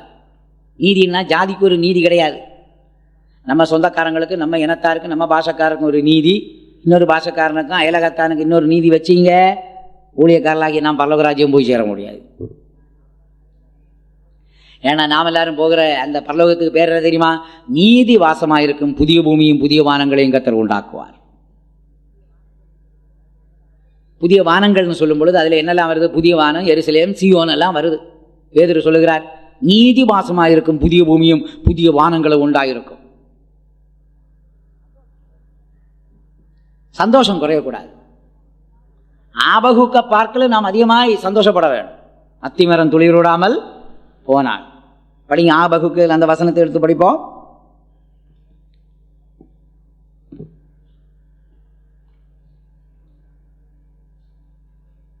சீக்கிரம் படிங்கப்பா. 3:17 இல்ல அவங்க படிக்கட்டு என்ன ரெக்கார்டிங். அத்திமரம் துளிர்விடாமல் போனாலும், திராட்சை செடியில் பலன் உண்டாகாமல் போனால், பழம் உண்டாகாமல் போனாலும், ஒலிவ மரத்தின் பலனற்று போனால், வயல்கள் தானியத்தை விளையாமற் போனாலும், கிடையில் ஆட்டு மந்தைகள் முதலவற்று போனாலும், தொழுவத்திலே மாடு இல்லாமற் போனாலும் நான் கர்த்தருக்குள் மகிழ்ச்சியா இருப்பேன். பார்த்தீங்களா, அவன் தன்னுடைய மகிழ்ச்சியை பற்றி எப்படி சொல்லுகிறார். சிலர் எல்லாம் இருக்கும் பொழுது சந்தோஷப்படுவாங்க, நாமோ இல்லாமையிலும் கூட சந்தோஷப்படணும். சந்தோஷம் குறைஞ்சு போகக்கூடாது. ஆகையினால் பரிசுத்தாவியினாலே சந்தோஷம் கிடைக்கிறது. அடுத்தது பரிசுத்தாவியினாலே நாம் பலன் பெறுகிறோம். எபேசியர் 3 அதிகாரம் 16 வசனம், ஆவியினாலே உள்ளான மனுஷனில் பலப்படவும்.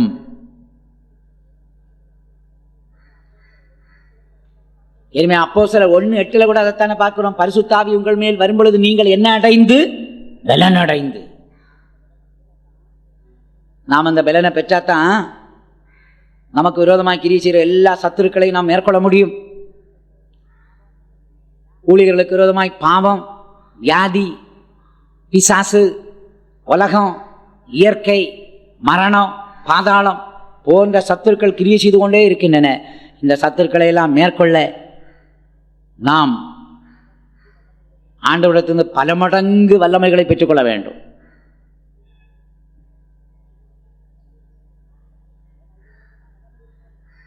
ஏன்னா இவைகளுக்கெல்லாம் வல்லமை இருக்கிறது. பாவத்துக்கு வல்லமை இருப்பதனால் மனிதனை அடிமைப்படுத்துகிறது. பிசாசுக்கு வல்லமை இருப்பதனால் மனிதனை பாவம் செய்ய தூண்டுகிறது. வியாதிக்கு வல்லமை இருப்பதனால் பலவீனத்தை கொடுக்கிறது. இயற்கைக்கு வல்லமை இருப்பதனால் தாக்குகிறது. உலகத்துக்கு வல்லமை இருப்பதனால் ஆசை இச்சைகளை கொடுக்கிறது. மரணத்துக்கு வல்லமை இருப்பதனால் வேதனையை கொடுக்குது. பாதாளத்துக்கு வல்லமை இருப்பதனால் அநேகரை விழுங்குகிறது. இந்த வல்லமைகளை எல்லாம் மேற்கொள்ள கர்த்தர் பரிசுத்தாவியினாலே நம்முடைய உள்ளான மனுஷனை வல்லமையாய் பலப்படுத்துவார். ஆவியினால பலன் இருக்கிறது. 4வது பரிசுத்தாவியினாலே நாம் மகிமையை பெறுகிறோம். 2 கொரிந்தியர் 3 அதிகாரம் 17, 18 வசனங்கள், கர்த்தரே ஆவியானவர், கர்த்தரே ஆவி எங்கே உண்டோ அங்கே விடுதலை உண்டு. ஆவியாயிருக்கிற அந்த கர்த்தரால் நாம் மகிமையின் மேல் மகிமை அடைந்து மறுவப்படுகிறோம். பரிசுத்தாவியினால மகிமையை பெற்றுக்கொள்ள வேண்டும்.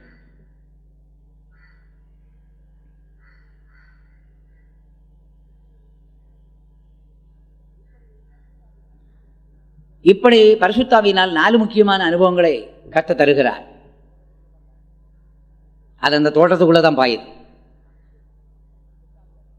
சபைக்குள்ள பரிசுத்தாவியானவர் இன்னென்ன காரியங்களை எல்லாம் உண்டாக்கும்.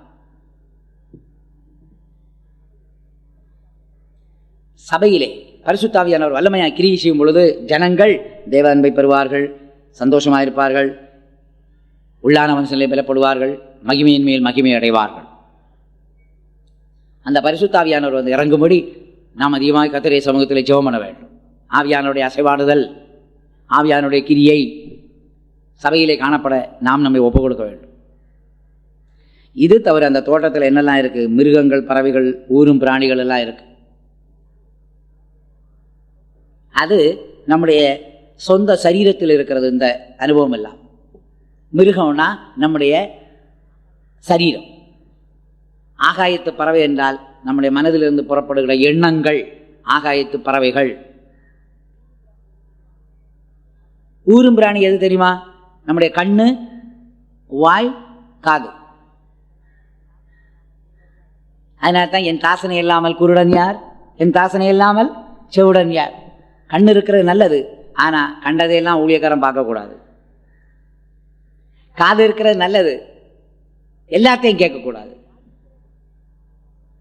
வாய் இருக்கிறது நல்லது, ஊழியக்காரன் எல்லாமே பேசக்கூடாது. எல்லாத்துக்கும் ஒரு கட்டுப்பாடு தேவை. அதனால தான் பாஸ்டர் ஏசி தாமஸ் சொன்னார், டெல்லியில் 3 குரங்கு, ஒரு குரங்கு கண்ணை மூடிட்டு இருக்கு, இன்னொரு குரங்கு காதை மூடிட்டு இருக்கு, இன்னொரு குரங்கு வாயை மூடிட்டு இருக்கு. கீழே என்ன எழுதி போட்டிருக்கான்? see no evil, hear no evil, speak no evil. தீய காரியத்தை பாராதே, தீய காரியத்தை கேளாதே, தீய காரியத்தை பேசாதே. அந்த 3 குரங்கும் ஊழியக்காரர்களுக்காய் உருவாக்கப்பட்ட குரங்குகள்.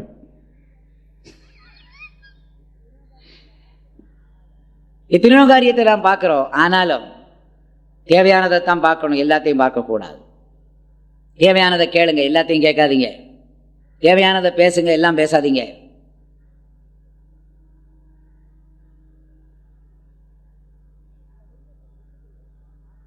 அந்த மிருகத்தில் 2 மிருகம் இருக்கு. ஒன்று நாட்டு மிருகம், இன்னொன்று காட்டு மிருகம். நாட்டு மிருகம் ஒரு பரவாயில்லை, ஆனால் காட்டு மிருகத்தை நம்ம கொண்டு வந்து பழக்க விடும். இந்த யானையெல்லாம் பிடிச்சிட்டு வந்து என்ன செய்கிறாங்க? அடக்கி பழக்கி வைத்து அதை பிறகு என்ன செய்கிறாங்க? நாட்டில் கொண்டு நடமாட செய்கிறார்கள். இதுபோல நம்முடைய சரீரத்தில் சில அவயவங்கள் காட்டு மிருகம் போல இருக்கும். நம்முடைய கை காலெல்லாம், சரீரமெல்லாம் அதனால தான் பவுல் என்ன சொல்லுகிறார், ஊழியக்காரனாகிய பவுல், மற்றவர்களுக்கு பிரசங்கம் பண்ணுகிற நானே ஆகாதவனாய் போகாதபடி என் சரீரத்தை என்ன செய்கிறேன், ஒடுக்கி கீழ்ப்படுத்துகிறேன். அதனால சில நேரத்தில் உங்களுடைய சரீரம் உங்களுக்கு அடங்கலையா, நீங்க அந்த சரீரத்தை ஒடுக்கி கீழ்ப்படுத்தணும். எப்படி? அதுக்காக போய் ஆசனங்கள் செய்ய நான் சொல்லலை. ஆசனம் செய்து ஒடுக்கிறது அது வேற. நம்முடைய சரீரத்தை எப்படி ஒடுக்கிறது? உபவாசங்கள் ஜெபம் பண்ணும் பொழுது நம்முடைய சரீரம் ஒடுங்குது இல்ல. அதான் ஒரு ஊழியக்காரன் தன்னுடைய கண்ணில் இச்சை வந்ததுக்கு 7 நாள் உபவாசம் போட்டார் அவன், செல்வராஜ். அப்போ அவர் தன்னுடைய சரீரத்தை ஒடுக்கிறதுக்கு எத்தனை நாள் உபவாசம் போட்டார்? 7 நாள் உபவாசம் போட்டு சரீரத்தை ஒடுக்கிறார். இந்த காட்டு மிருகத்தை நாட்டு மிருகமாக மாற்றுறதுக்கு 7 நாள் உபவாசம் தேவைப்பட்டு. உங்களால் 7 நாள் உபவாசம் எடுக்க நான் சொல்லலை, அட்லீஸ்ட் 7 மணி நேரமாவது உபவாசம் எடுக்கக்கூடாது? அப்போ ஒரு தடவை இப்படி எடுத்து ஒடுக்கிட்டீங்கன்னா அடுத்த தடவை அந்த கண் தாறுமாறா பார்க்கும் பொழுது மனசாட்சி சொல்லும், ஜாக்கிரதை, இன்னும் 7 நாள் கிடக்கணும்.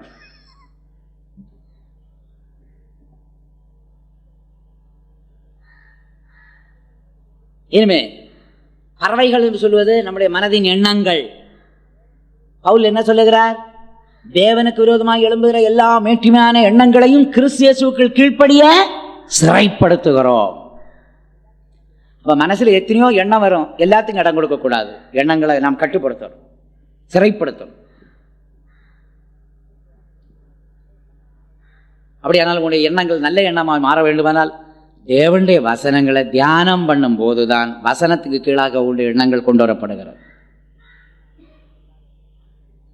வீணான எண்ணம், பொல்லாத எண்ணம், மாம்ச எண்ணம் வராதபடிக்கு திருவசனத்தை தியானிக்கும் பொழுது அந்த வசனங்கள் நம்மை கட்டுப்படுத்துகிறது.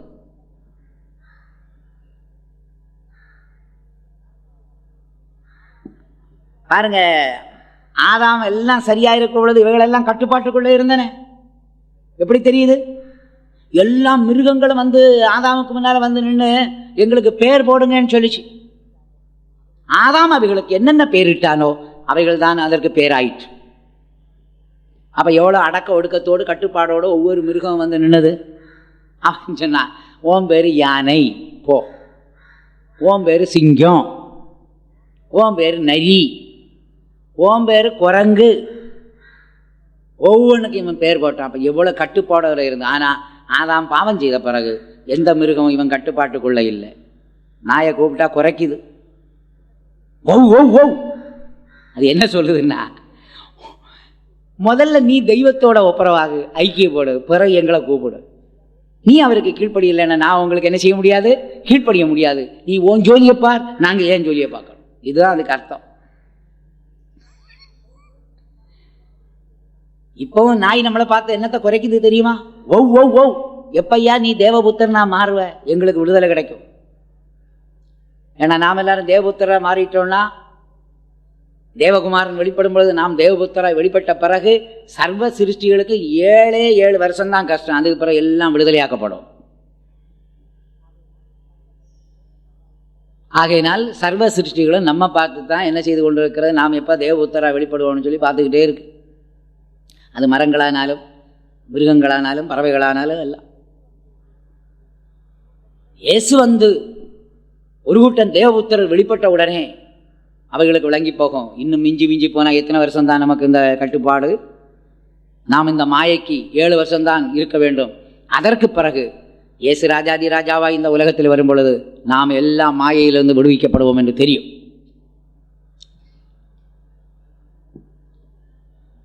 ஆகையினால் பிரியமானவர்களே, இதே தோட்டத்தில் என்னெல்லாம் இருக்கு? மிருகம் இருக்கு, பறவை இருக்கு, ஊரும் பிராணி இருக்கு. ஆனால் இதெல்லாம் ஆதாமுடைய கட்டுப்பாட்டுக்குள்ள வந்தது போல புதிய ஏற்பாட்டின் ஆதாமாகிய இயேசுவின் கட்டுப்பாட்டுக்குள்ள நம்முடைய சரீரமெல்லாம் வரணும், நம்முடைய மனது வரணும், நம்முடைய கண், காது, வாயெல்லாம் கொண்டு வரப்பட வேண்டும். யோபு பரவாயில்லை, கண்ணை கட்டுப்படுத்தின மனிதனாக இருந்தான். அவன் என்ன சொன்னான்? கண்ணோடு உடன்படிக்கை பண்ணினதான நான் அந்நிய ஸ்திரீயின் மேல் நோக்கமாக இருப்பது எப்படி? அவ கண்ணு நீச்ச வராம யோபு பாதுகாத்திருக்கான். பார்த்தீங்களா? ஏசாயா சொல்றார், என் தாசனை இல்லாமல் குருடன் யார், என் தாசனை இல்லாமல் செவிடன் யார். ஆகையினால் பிரியமானவர்களே, இன்று இந்த ஏதேன் தோட்டம் கர்த்தருடைய சபை என்றும் அந்த தோட்டத்தில் இருக்கிற ஒவ்வொரு காரியங்களும் என்னென்னத்தை குறிக்கிறது என்றும் உங்கள் மத்தியிலே சொல்லியிருக்கிறேன். ஆண்டவர் தாமே நமக்கு தந்திருக்கிற ஊழியத்திலே நாம் உண்மையாக இருந்து நாம் செய்ய வேண்டிய ஊழியங்களை செய்ய கர்த்தர் நமக்கு உதவி செய்வாராக. தேவனுடைய ஊழியக்காரர்களாகிய நாம் சபையை பண்படுத்தவும் பாதுகாக்கவும் கர்த்தர் நமக்கு உதவி செய்வார்.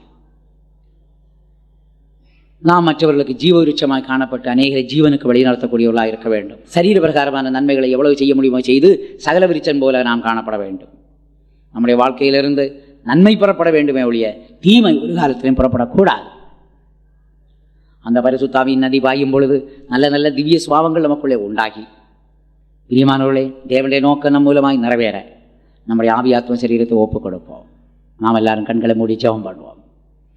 எங்கள் அருமையான நல்ல பிதாவே, உம்முடைய ஊழியர்களாகிய நாங்கள் உம்முடைய சமூகத்திலே கூடி உம்முடைய வசனங்களை தியானிக்க எங்களுக்கு உதவி செய்தபடினாலும் உம்மை ஸ்தோத்திரிக்கிறோம் ஆண்டவரே.